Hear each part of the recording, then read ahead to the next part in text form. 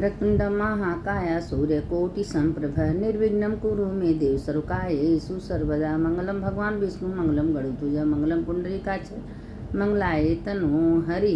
शंकर शंकर हर हर शंकर शंकर शंकर जय जय शंकर। मंगल भवने मंगलहारी उमा जपते त्रिपुरारी। देखिए इस शिव का महीना शुरू हो गया है। ये सावन महीना शिव का ही है। सो शिव से जुड़ी हम आप लोगों को कथा भी 15 दिन भेज रहे हैं। 15 दिन के बाद हम आप लोग को पुरुषोत्तम मास की कथा भेजेंगे, क्योंकि अभी 15 दिन ये सावन महीना है। सावन महीने के बाद एक महीना पुरुषोत्तम मास रहेगा, उसके बाद लास्ट में फिर सावन मास आएगा। तो उसी पुरुषोत्तम मास में हम आप लोग को पुरुषोत्तम की कथा सुनाएंगे।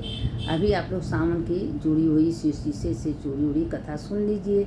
देखिए कथा सावन महीना में कितना महत्व है। सावन महीने में अभिषेक कराने का, मंदिर जाने का, शिव को एक लोटा जल चढ़ाने से, बेलपत्ती चढ़ाने से, भांग धतूरा चढ़ाने से बहुत बड़ा महत्व होता है। तो इसीलिए कहते हैं कोई एक नियम ले लीजिए। सावन महीना में एक घी का दिया बेले के पेड़ पर जला दीजिए। उसके जलाने से समस्त दुख दूर होंगे, आपके पाप नष्ट हो जाएंगे। लेकिन नियम से करना पड़ेगा। लोग कहते हैं कुछ पाने के लिए कुछ खोना पड़ता है। तो अगर हम परिश्रम करेंगे तभी तो उसका फल हमको मिलेगा। परिश्रम नहीं करेंगे तो कहाँ से फल मिलेगा। तो इसमें करना पड़ेगा। लोग कहते हैं कि अरे देखिए शिव सावन महीने में शिव पुराण के थोड़ा सा भी कथा सुनना चाहिए या पढ़ना चाहिए या किसी के मुख से सुनना चाहिए। सावन मास बहुत उत्तम महिमा है, क्योंकि शंकर जी का ही दिन है। और शंकर जी कहते हैं कि जो मेरे महीने के दिन में मेरा दूध से, दही से, घी से, शहद से, शक्कर से अभिषेक करता है या हमारे ऊपर चढ़ाता है, उसके समस्त पाप हम हर लेते हैं। और जो थोड़ा सा शिव पुराण जिसके घर में अगर उसका पूजा भी करता है तो वो मेरे सानिध्य को प्राप्त होता है। तो इसीलिए कहते हैं कि शिव पुराण मामूली कथा नहीं, मामूली ग्रंथ नहीं है। सावन महीना में भी शिव महापुराण की ही कथा सुनना चाहिए, सावन मास की कथा सुनना चाहिए। क्योंकि जब तक हम सत्संग नहीं करेंगे, कथा नहीं सुनेंगे, तो हमको ज्ञान कहाँ से होगा। हम अपनी मनमानी तो करते रहेंगे, पर उसका ज्ञान कहाँ से होगा। ज्ञान सत्संग से होता है। तो ये लोग इसीलिए कहा गया है, बिन सत्संग विवेक न होई, राम कृपा बिन सुलभ न होई। एक घड़ी आधे में पुण्य। देखिए सब कुछ छोड़ के जाना है, जाएगा मेरे साथ मेरा सत्कर्म जाएगा, मेरा धर्म जाएगा, मेरा स्नान दान जप तप पूजा पाठ यही मेरे साथ जाने वाला है। सावन महीना में जाके देखिए हजारों करोड़ शिवलिंग लोग बना के पूजा कर रहे हैं, अभिषेक कर रहे हैं, उनको गंगा जी विसर्जन कर रहे हैं। कि पार्थेश्वर महादेव का बहुत महिमा है। सावन महीना में आप एक शिवलिंग अगर पर डे बना के पूजा कर रही हैं, बेले के पेड़े के नीचे समझ जाइए 1 करोड़ शिवलिंग का पूजा आप लोग कर ली। इतनी महिमा है शिवलिंग पार्थेश्वर महादेव का। थोड़ा सा बेले के पेड़े का मट्टी ले लीजिए, ना हो सके तो उसी जगह बैठ के पूजा कर लीजिए। थोड़ा सा जो आपके पास सामग्री है उसको चढ़ा दीजिए, धूप दीप दिखा दीजिए। देखिए आपको के जीवन में कितना सुख शांति मिलेगा। लोग कहते कर्म तो करना पड़ेगा, बिना करने कुछ होता नहीं है। हम जानते हैं मेरे अंदर जो शिव है वही बाहर है, लेकिन हाँ शरीर भगवान दिए हैं। जब आत्मा दिए, शरीर चल रहा है, डोल रहा है, बोल रहा है, खा रहा है, तो कर्म भी तो करना जरूरी है। कर्म करने से ही फल का प्राप्ति होती है। भला फल चाहिए या ना चाहिए, लेकिन भगवान से कुछ मांगना नहीं है, बस अपना कर्तव्य करना है कि हम कर रहे हैं। देखिए करते रहिए, भगवान उसका आपके जीवन में सुख शांति देंगे, समृद्धि देंगे। और ये भी तो जरूरी है ना। आप शिव जी का कथा से सुनिए कि देखिए शिव पुराण जो आप लोग से तो पहले बोले हैं कि थोड़ा सा चंचुला शिव पुराण कथा सुनी थी, वो पार्वती की सखी बन गई। तो अगर हम लोग प्रेम श्रद्धा से शिव पुराण सुनेंगे तो क्या शिव जी हमको साथ नहीं देंगे। अब उसी पर शिव जी बोल रहे थे। देखिए अब ये कथा तो हम पहले भी आप लोग को सुना ही चुके हैं, लेकिन आज भी हम सावन महीने में कथा सुनाने जा रहे हैं कि सावन मास में स्नान दान जप तप पूजा पाठ रुद्राभिषेक का बहुत महत्व है। एक बूढ़ा की नई बहू आई थी। अब उसको बहुत श्रद्धा था कि हम सावन महीने में गंगा स्नान करें, हम भी मंदिर जाएं, हम भी पूजा करें। लेकिन उसके घर में उसको कोई जाने नहीं देता था। वो बड़ी चिंतित रहती थी। लेकिन पानी कुआं से काढ़ने जाती थी। तो एक दिन क्या हुआ कि सारी जो गांव की औरतें हैं सब गंगा मंदिर जा रही थी।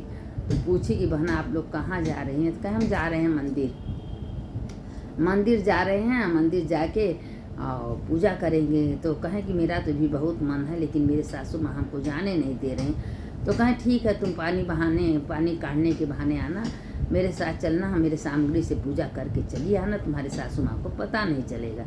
तो कहा ठीक है, ये बात तो आप सही कही। से करते करते करते करते 1 महीना बीत गया और उसने अपना इसी तरह कि पानी काढ़ने के बहाने जाती थी मंदिर, और मंदिर में जाके शिव जी का पूजा करती थी उनकी सामग्री से, क्योंकि उसको कुछ सामग्री ले नहीं जाती थी। देखिए आप एक नियम ये भी बना लीजिए कि सावन महीने में 108 चावल या 108 मूंग का दाल या कुछ भी 108 भगवान को नियम कर लीजिए कि हमको सावन भर भगवान को अर्पित करना है। अब देखिए सावन भर आप चढ़ाए को तो देखिए उसका अमोघ फल क्या होता है। तो ये नियम कर लिए कि खड़े खड़े एक टूटा फूटा न हो जरा सा, 108 चावल गिन लीजिए भगवान को अर्पित कर दीजिए, और नहीं हो सके तो 108 मूंग का खड़ा मूंग हो, कुछ भी हो, एक नियम कर लीजिए कि हमको भगवान को चढ़ाना है, नियम से उसको ये भगवान को अर्पित करिए। तो उसने अपना क्या किया, सबके साथ साथ जा रही थी। ऐसे करते 1 महीना में तब सोची कि मेरे पास तो कुछ नहीं है, हम भगवान को कुछ तो देना चाहिए, मंदिर जा रहे हैं पूजा करने, अब भगवान को हम कभी कुछ दिए नहीं, अब भगवान ने इतना सुंदर शरीर दिए हैं, मेरे अंदर विराजमान है, हम तो भगवान को क्या दिए हैं, अपना ये शरीर तो लेके गए हैं। और उसने क्या की कि कान में बाली पहनी थी, कान का निकाल के भगवान शिव के ऊपर चढ़ा दी कि हे भगवान, मेरा पत्रम पुष्पम फलम तुम्हें स्वीकार करिएगा, मेरे पास तो कुछ है नहीं, क्योंकि हम तो आप जानते हैं, हम जानते हैं हम किस ढंग से पूजा करने आपके पास आए हैं। अच्छा चढ़ा दी। अब अपना काम तोप के सारा काम कर रही थी, घर में झाड़ू लगा रही थी, बर्तन मांज सब कर रही थी, लेकिन उसके सासू माँ का निगाह पड़ गया। कहें बहू तुम्हारे कान का एक तो कहाँ गया, एक तो कान में है। तो कहें कहीं माँ गोबर पाथने गए होंगे, कहीं गिर गया होगा। कहें बहू खोजो कहाँ गया। अब जितना गोहरी गोबर पाथा था सब तोड़ डाली, और वो तो एक ठो कान का चढ़ाई थी, सब गोहरी में उसी तरह काने का मिलता गया हजारों। कहें बहू क्या लीला है, तुम कह रही थी गोबर में गिर गया, इसमें तो तुम्हारे जिससे खाने का कितना हो गया। तब वो सच्चाई बता दी कि माँ आपने मना किया था, मैंने चोरी से 1 महीना सावन महीने में मंदिर गए थे, भगवान शिव का पूजा किए थे, मेरे पास तो कुछ नहीं था, सखियों सहेलियाँ कर लेके चढ़ाए थे, तो अंतिम में अपने कान का बाल उठा के शिव जी को चढ़ा दिए थे।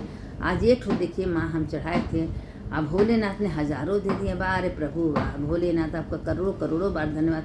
लेकिन देखिए आप हमको मना किए, लेकिन भोलेनाथ ने मेरा पूजा भी स्वीकार किए और उसका लाखों करोड़ों बार वापस कर दिए।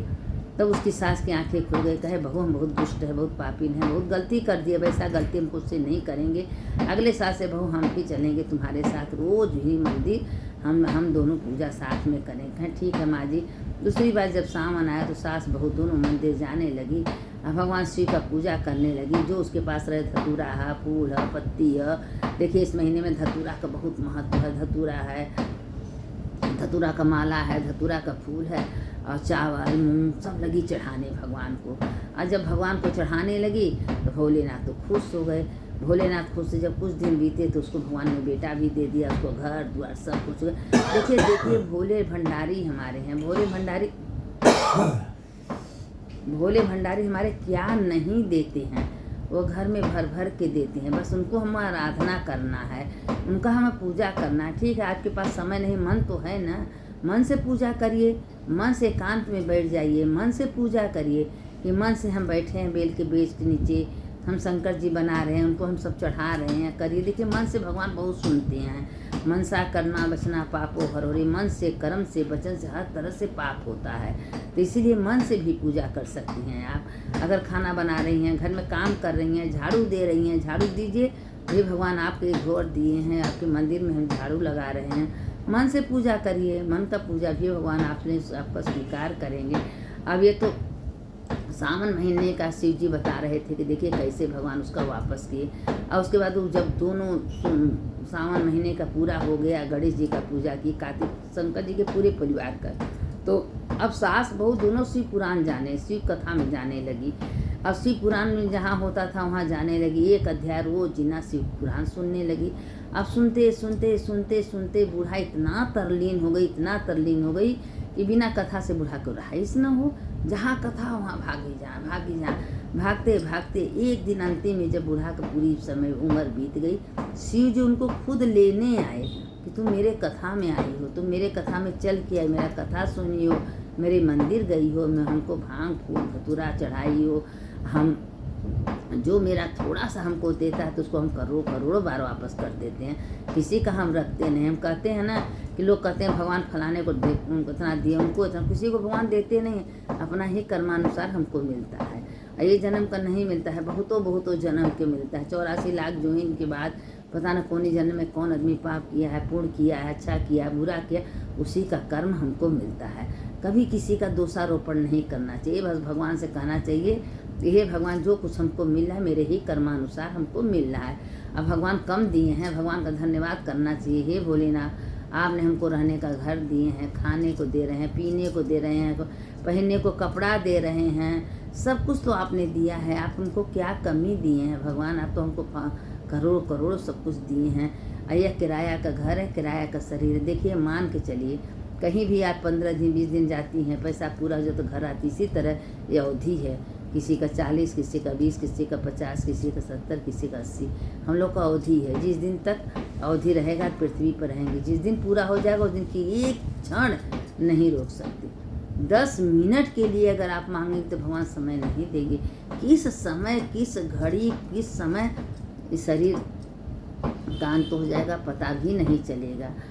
जो कल करना है वो आज करना है, जो आज करना है वो अभी करना है। क्योंकि सत्संग, पूजा, शिव पुराण, शिव जी का कथा, शिव जी का चर्चा पर डे करना चाहिए। जैसे भोजन का जरूरी है वैसे सत्संग की जरूरी है। तो इसीलिए सत्संग, कथा, पुराण रोज सुनना चाहिए, रोज मंदिर जाना चाहिए। जो आपके पास है भगवान को अर्पण करिए, भगवान का दर्शन करिए। सावन महीना बहुत पवित्र महीना है।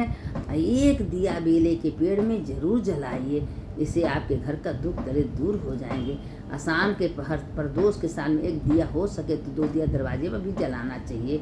इससे क्या होगा, साथ के लक्ष्मी माता दोनों बहन घर से निकलती हैं। विष्णु भगवान के संगे ज्येष्ठा और लक्ष्मी माता दोनों निकलती हैं। और जिसके दरवाजे पर दिया जलता है उसके घर में लक्ष्मी वास कर देती हैं, और जिसके दरवाजे पर दिया नहीं जलता है कुलक्ष्मी घुस जाती हैं। इसीलिए संध्या वेला के समय दरवाजे पर भी दिया जलना चाहिए।